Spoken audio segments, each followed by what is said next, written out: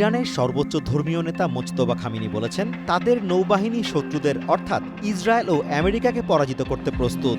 রাষ্ট্রীয় টেলিভিশনে পাঠ করা এক বিবৃতিতে সংবাদ পাঠক খামেনিকে উদ্ধৃত করে বলেন, ইরানি সেনারা আমেরিকার অশুভ পরিকল্পনা, পাহলভি শাসনের অবশিষ্ট অংশ এবং বিচ্ছিন্নতাবাদীদের বিরুদ্ধে রুখে দাঁড়িয়েছে। যোগাযোগের অ্যাপ টেলিগ্রামে এই বার্তা দেন তিনি। ইসলামী সেনাবাহিনী এখন আগের মতোই সাহসিকতার সাথে মাতৃভূমি রক্ষা করছে। জনগণের সমর্থনে তারা অবিশ্বাসী ও অহংকারী শক্তির দুই বাহিনীকে বিশ্বের সামনে নতি স্বীকারে বাধ্য করেছে। আমাদের ড্রোন যেমন আমেরিকার এবং ইসরায়েলি অপরাধীদের ওপর বজ্রের মতো আঘাত হানে, তেমনি আমাদের সাহসী নৌবাহিনীও শত্রুদের নতুন পরাজয়ের তিক্ত স্বাদ দিতে প্রস্তুত।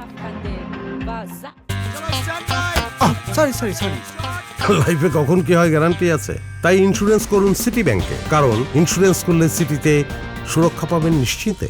কূটনৈতিক আলোচনার ক্ষেত্রেও ইরান যে বিন্দুমাত্র নমনীয় নয় তা স্পষ্ট করেছেন উপপররাষ্ট্রমন্ত্রী সাইদ খাতিবজাদে।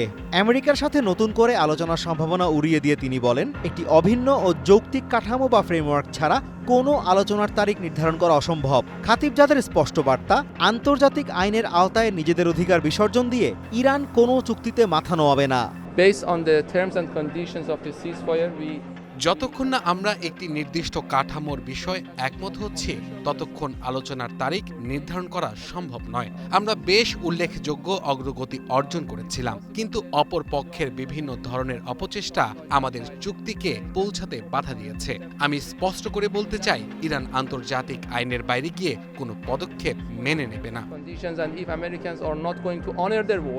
এই উত্তপ্ত পরিস্থিতির মাঝেই আমেরিকার সেন্ট্রাল কমান্ড সেন্টকম জানিয়েছে, তারা ইরানের বন্দর এবং উপকূলীয় এলাকায় তাদের ঘোষিত সামুদ্রিক অবরোধ কার্যকর অব্যাহত রেখেছে।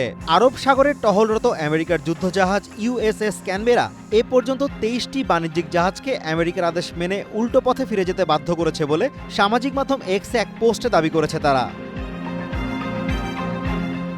Azimur Rashid Kanak, one international desk.